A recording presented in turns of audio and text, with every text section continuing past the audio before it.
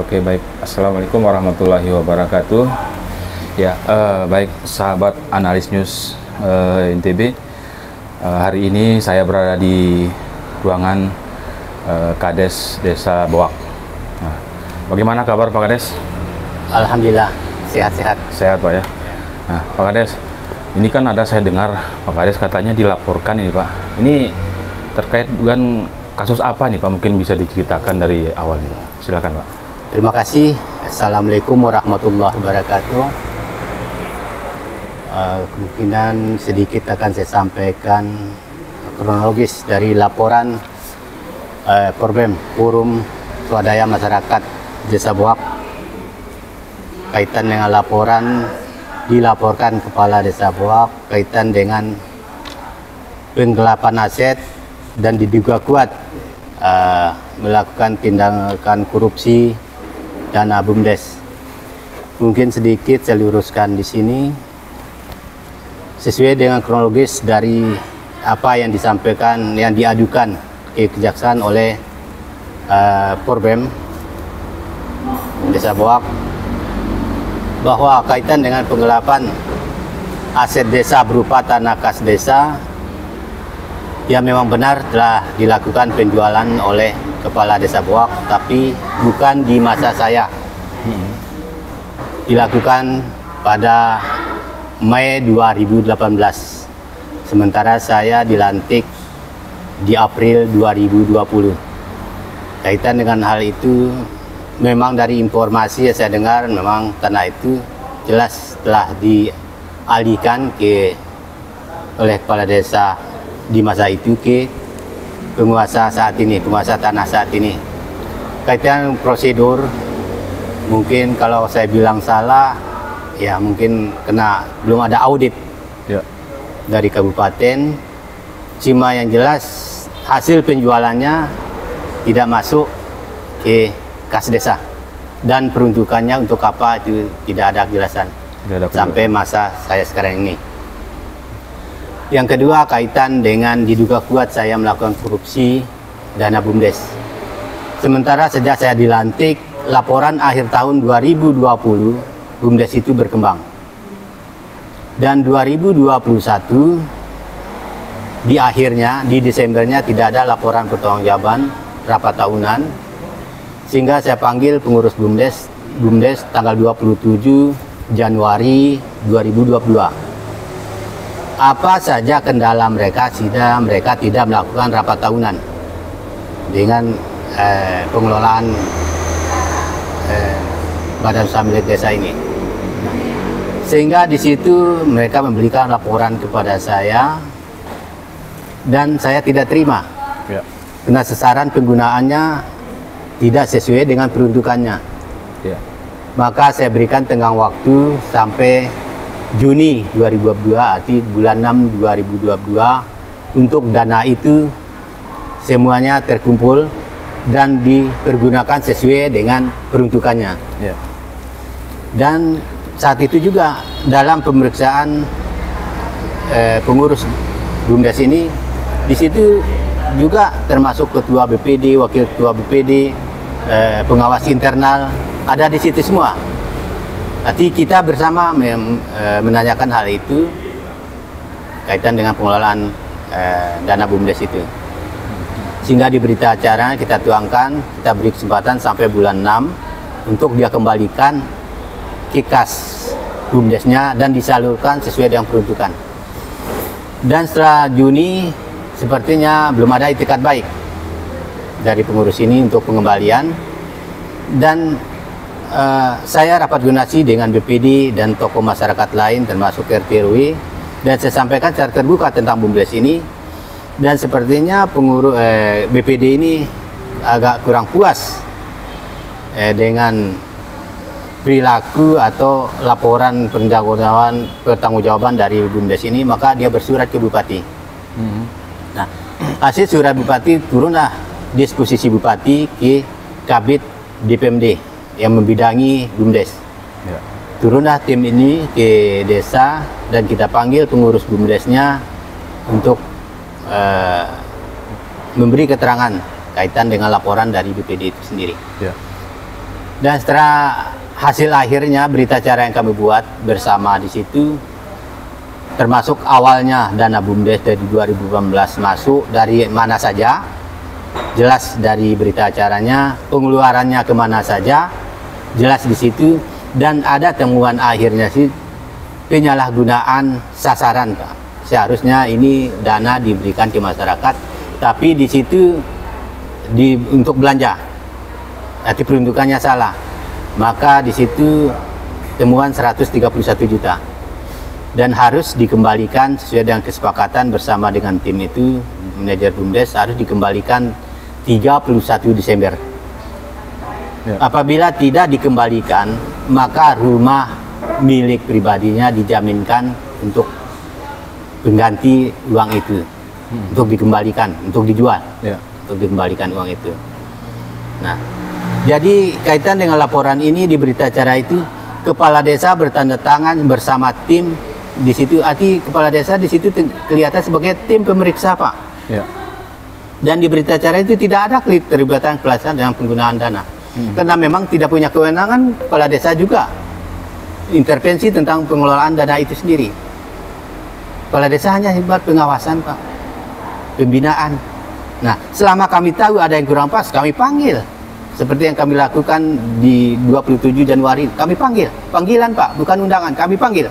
Untuk kita minta keterangan, kenapa ini tidak jalan. Nah, itu batas kewenangan kami. Kaitan dengan audit, nggak ada di kami, Pak. Di kepala desa nggak bisa.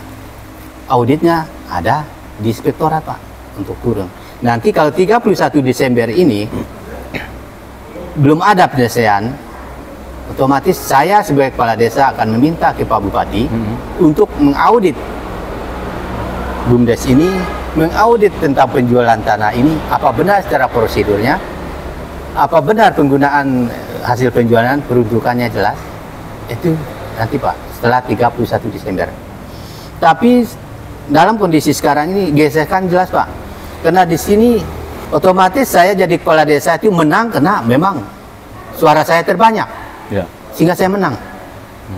Otomatis yang mendukung saya tentu ada keberatan dengan perilaku laporan terhadap saya. Karena saya secara ekspos, secara transparan, inilah bukti saya, ketidakterlibatan saya kaitan dengan pengelolaan BUMDes, termasuk dengan penjualan aset desa. Nah, inilah yang sekarang, Pak, menjadi masalah, sehingga masyarakat yang pro dengan menuntut saya, dengan memang yang pendukung saya, otomatis mereka keberatan. Inilah gesekan yang terjadi saat ini. Tapi walaupun itu, saya menunggu tanggal 31. Sebenarnya hari ini sebenarnya saya kepingin ke Pak Bupati supaya cepat, tapi kena tenggang waktu ya, berikan tim ke hasil kesepakatan sampai 31 Desember. Walaupun kondisi masyarakat saya resah, termasuk saya lahir bukan keluar dari batu, otomatis bisa keluarga, punya anak, cucu, menantu, saudara. Masa keberatan gitu. Otomatis keberatan. Tidak tutup kemungkinan ada tindakan anarkis yang dilakukan, karena mereka tahu keterlibatan saya di situ tidak ada. Tapi nama saya itu akan di laporan itu kan nama saya, Kepala Desa Boak. Padahal mereka tahu penjualan itu 2018 sesuai dengan bukti yang mereka berikan ke kejaksaan. 2018 bukan saya kepala desanya, tapi mereka ada pemaksaan harus saya yang bertanggung jawab. Itu yang lucu.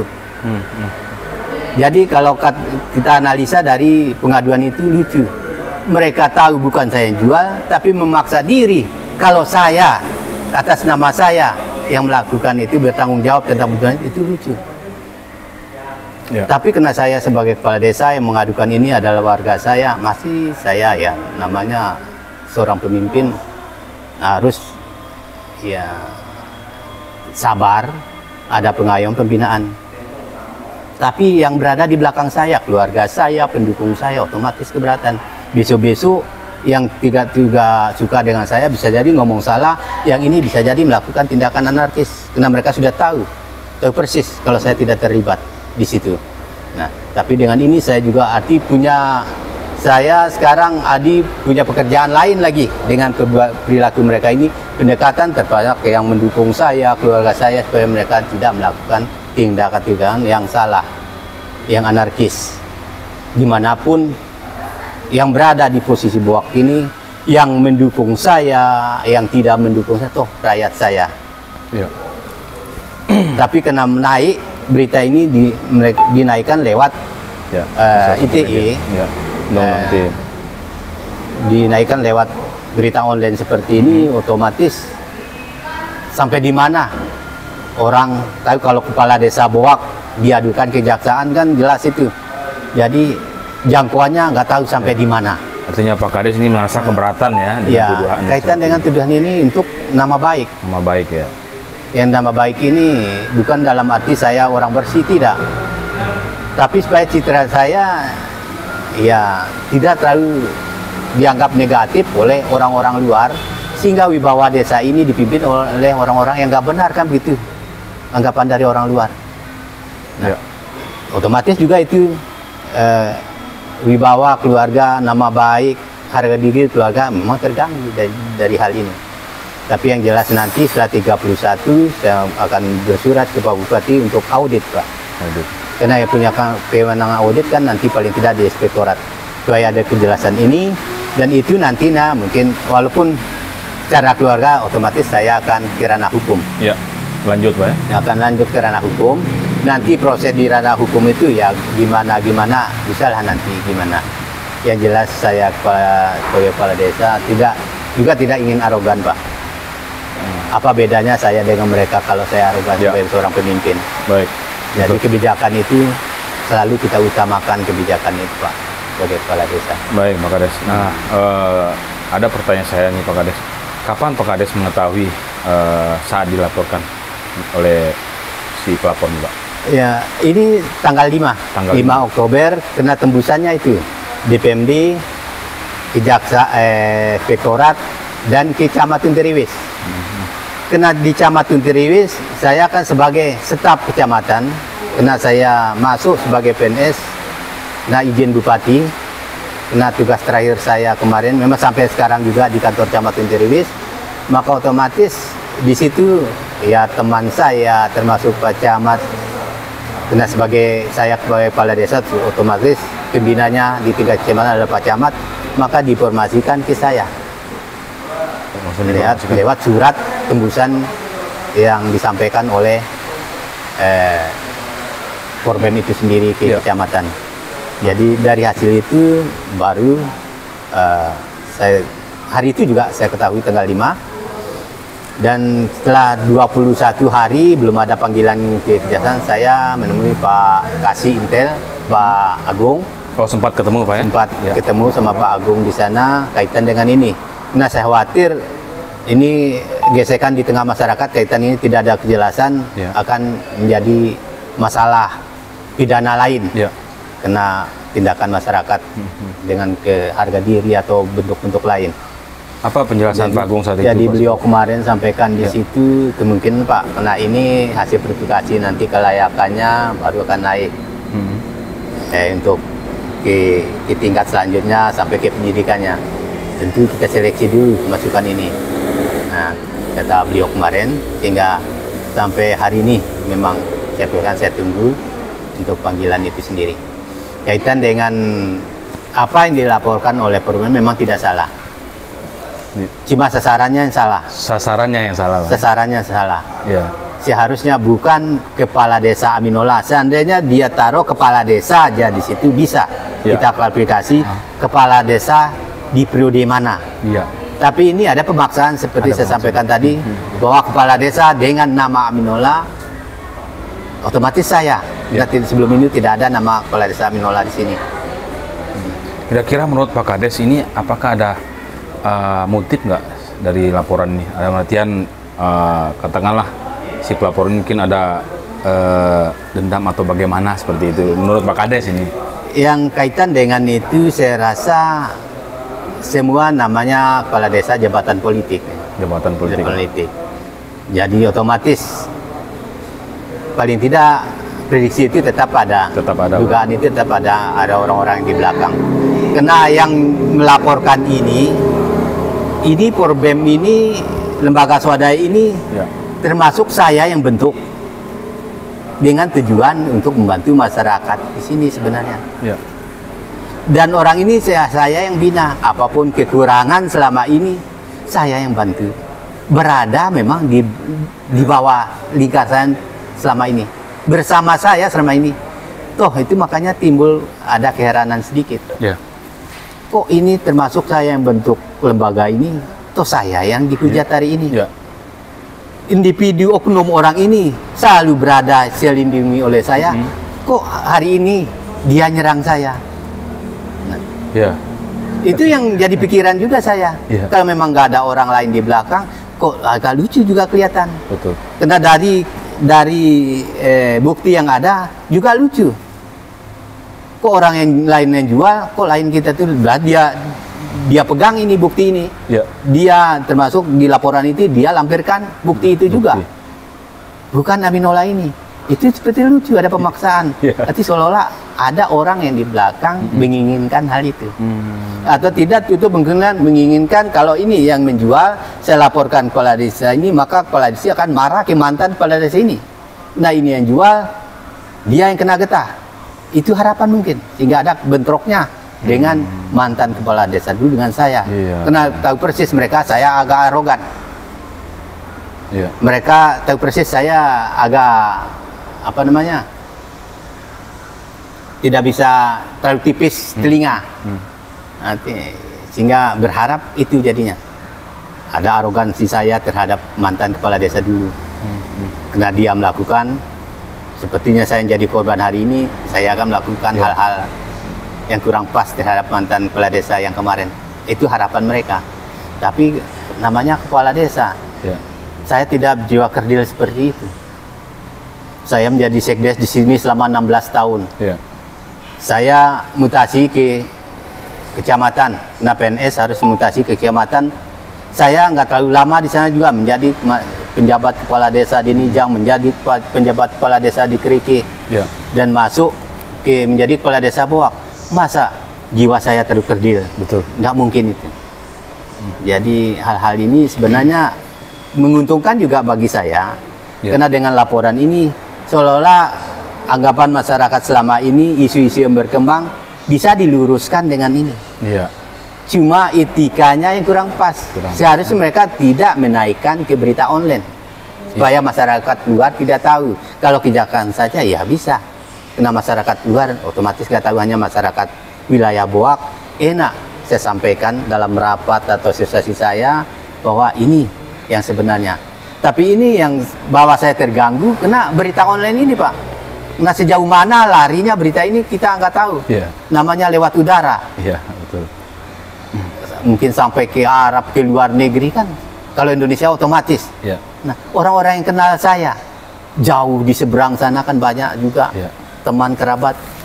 Disangka saya punya karakter begini. Itu yang jadi masalah. Hingga ya dibilang keberatan, iya.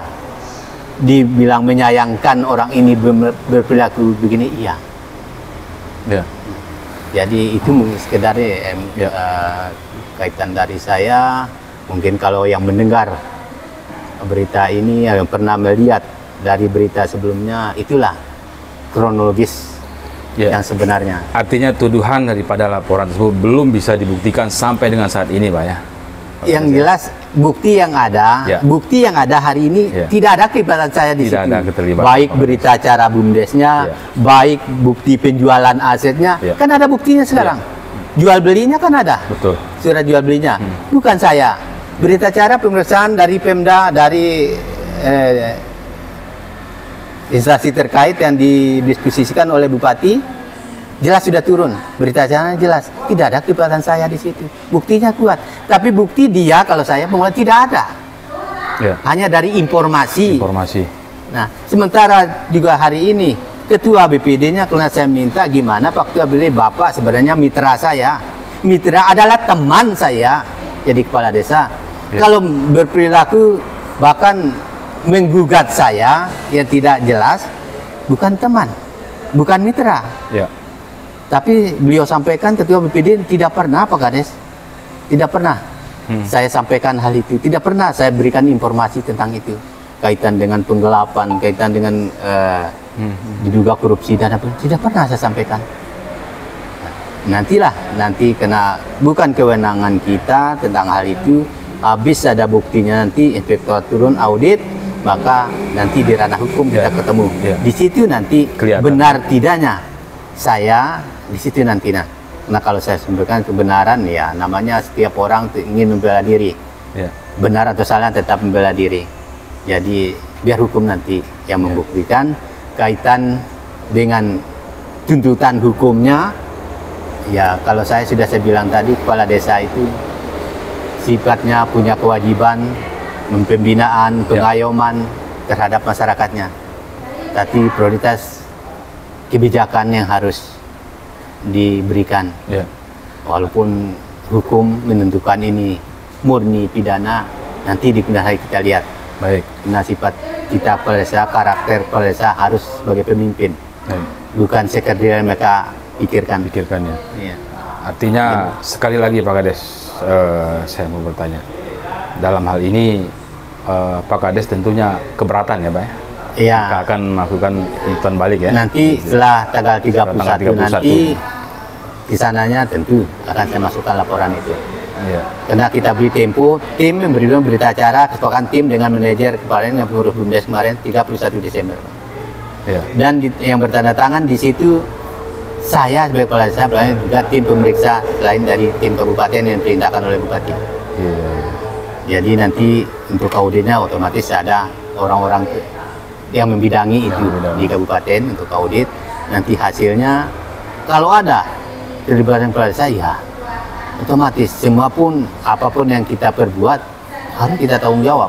Namanya kita manusia, kalau memang jiwa besar berbuat salah ya bertanggung jawab, itulah risiko.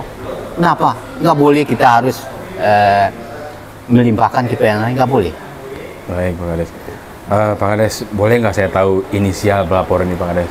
Apanya? Inisialnya yang melaporkan Pak Kades. Ini inisialnya saja. Ya, inisial yang melapor ini kan ketua Forbemnya ini, Forum Swadaya Masyarakatnya, Bersatu Masyarakat Boak ini. Forum Bersatu Masyarakat Boak yang kita bawa itu namanya Forbem. Ini Idrus. Ketuanya Idrus. Iya, Idrus. Itu yang melaporkan Pak Kades. Iya, itu yang melaporkan saya. Justru berita acara untuk pembentukan ini, saya yang memimpin rapat untuk membentuk ini. Hari ini saya dipermalukan oleh ini.